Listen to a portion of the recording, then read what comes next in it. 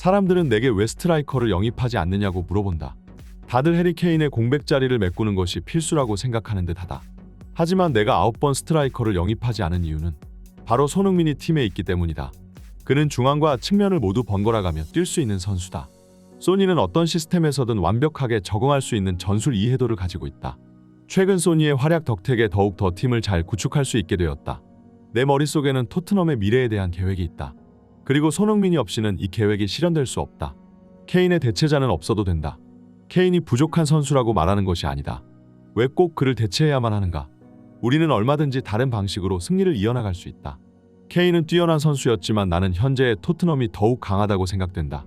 주장 손흥민이 구심점이 되어 상승세를 이어가고 있는 현재 스쿼드에 나는 강렬한 인상을 받았다.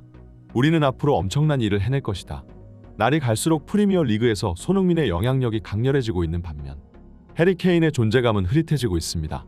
영국 매체 미러는 최근 기사를 통해 포스테코글루 감독이 케인의 대체자를 찾지 않은 이유에 대해 분석했는데요. 미러는 토트넘의 감독이 케인의 대체자를 찾지 못한 것이 아니라 찾지 않은 것이라고 주장해 팬들에게 큰 흥미를 유발하고 있습니다. 바로 현재 손흥민의 활약상이 케인의 영향력을 충분히 메꾸고도 남는다는 것인데요. 벌리전 손흥민의 스트라이커 기용은 완벽한 선택이었습니다. 지금까지 측면에서 뛰며 패스에 집중하던 손흥민이 최전방 공격수로 출전해 본격적으로 골사냥에 나서자 이번 시즌 스트라이커로 출전한 첫 경기에서 곧바로 해트트릭을 기록했기 때문이죠. 사실 포스테코글루 감독이 케인의 빈자리를 메꾸기 위해서 기용했던 것은 히샬리송이었으나 토트넘 생활 2년차에 접어든 히샬리송은 아직도 경기력이 올라올 조짐이 보이지 않으며 아직도 리그에서 고작 한 골밖에 기록하지 못했을 만큼 최전방에서 가장 수준 이하의 경기력을 보여주고 있는 선수였습니다. 그래도 포스테코글루 감독은 에버튼 시절 보여줬던 히샬리송의 재능을 믿고 원톱 자리를 그에게 맡겼으나 리그 3경기를 지켜본 포스테코글루 감독은 사실상 히샬리송을 포기할 수밖에 없었습니다. 결국 측면에서 명품 조연 역할을 해주고 있던 손흥민이 다시 원톱 자리로 들어간 것인데요. 사실 포스테코글루 감독은 손흥민이 측면에서 머물기를 바랬을 수도 있습니다. 왜냐하면 손흥민이 측면에서 보여주는 플레이메이킹 덕분에 본머스전과 메뉴전을 승리로 가져갈 수 있었기 때문이죠.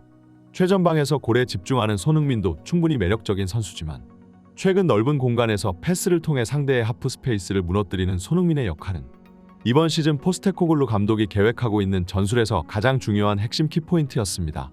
그렇기 때문에 토트넘이 이적 시장 막바지에 노팅엄 포레스트의 공격수 브레넌 존슨을 영입한 것인데요.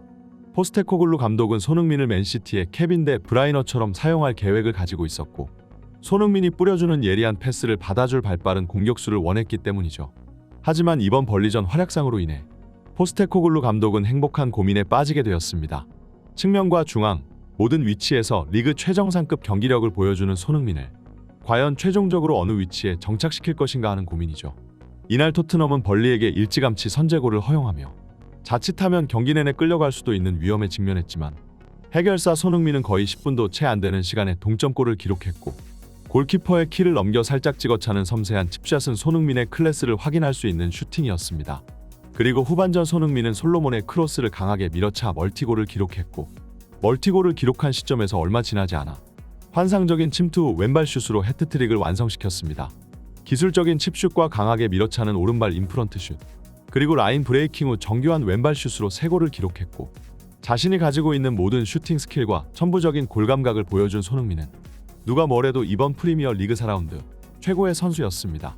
심지어 손흥민은 82%의 패스 성공률과 100%의 크로스 성공률까지 기록하며 여전히 패스에 있어서도 물이 오른 모습을 보여줬는데요.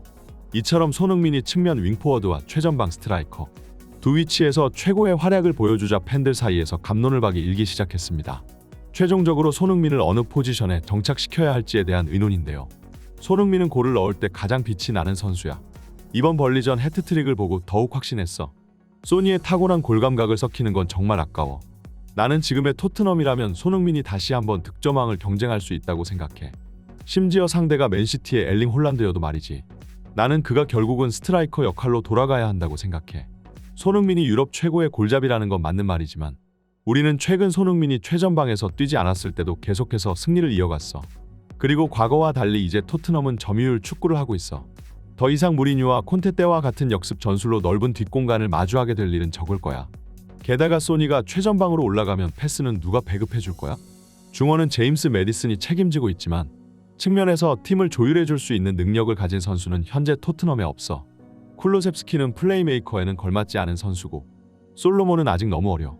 팀의 전체적인 경기력을 끌어올리기 위해서는 손흥민의 플레이메이커 역할이 포스테코글루 감독의 핵심 전술이야. 그리고 브레넌 존슨의 합류로 우리는 발빠른 스트라이커를 손에 넣게 되었어.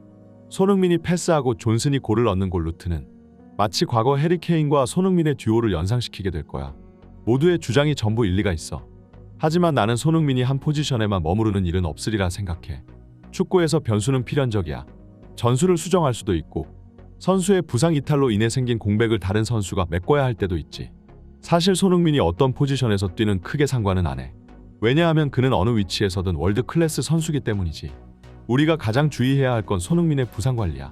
저번 시즌과 같이 시즌 내내 소니를 혹사시켜서는 안 돼. 적절한 휴식을 취하게 하면서 시즌 마지막까지 소니의 컨디션을 유지시킬 수 있다면 우리는 이번 시즌 엄청난 일을 해낼지도 몰라. 경기가 거듭될수록 강렬한 존재감을 보여주고 있는 캡틴 손흥민에게 팬들이 거는 기대가 이만저만이 아닙니다. 특히 손흥민은 팀의 에이스 공격수와 동시에 뛰어난 주장 역할까지 동시에 맡아 라커룸을 휘어잡고 있기 때문에 손흥민이 토트넘에서 갖고 있는 영향력은 감독 그 이상일 수도 있는데요.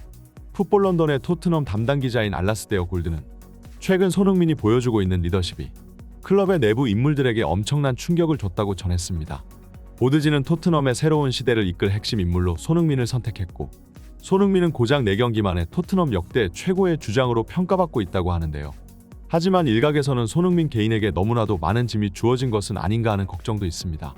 만약 팀의 정신적 기둥이자 에이스 선수가 부상으로 빠져버리기라도 하면 토트넘은 급속도로 무너져 내릴 수도 있다는 건데요. 실제로 최근 토트넘은 많은 베테랑 선수들을 팀에서 방출하며 스쿼드의 평균 연령이 2살이나 어려졌고 자신감에 넘치는 토트넘의 어린 유망주들은 강철 체력을 바탕으로 최근 팀의 상승세를 이끌고 있지만 이들은 아직까지 유럽에서의 경험이 많이 부족한 선수들이기 때문에 흐름에 휩쓸리기 시작하면 급격하게 무너져 내릴 수도 있습니다. 그리고 이런 선수들을 지탱해주는 팀의 구심점이 바로 캡틴 손흥민인데요. 하지만 만약 이러한 정신적 지주가 경기장에서 빠져버리기라도 한다면 토트넘의 순위는 다시 한번 곤두박질 칠 수도 있습니다. 그렇기 때문에 토트넘은 이번 A매치 기간을 누구보다 예의주시하고 있는 상황인데요. 국가대표 차출로 인해 선수들의 컨디션을 떨어질 수도 있고 무엇보다 손흥민의 몸 상태에 별 이상이 없기를 간절히 바라고 있는 상황이죠. 하지만 다행인 것은 국가대표 기간 휴식기를 거친 뒤 토트넘의 첫 경기가 자신의 홈구장에서 열린 셰필드 유나이티드전이기 때문에 상대가 아무래도 갓 승격한 팀인 만큼 토트넘에게 있어서는 편한 일정이고 그렇기 때문에 토트넘은 이 경기에서 나름의 로테이션을 돌리며 앞으로의 빡빡한 일정을 미리 대비할 수도 있습니다. 물론 그러기 위해서는 손흥민이 이번 A매치 기간을 무사히 마치고 완전한 몸 상태로 돌아와야겠죠. 국대든 클럽이든 계속해서 손흥민 선수의 건승을 기원합니다. 이번 영상은 여기까지입니다. 지금까지 풋볼 랭킹이었습니다. 구독과 좋아요는 제작자에게 큰 힘이 됩니다. 다들 행복한 하루 보내세요. 감사합니다.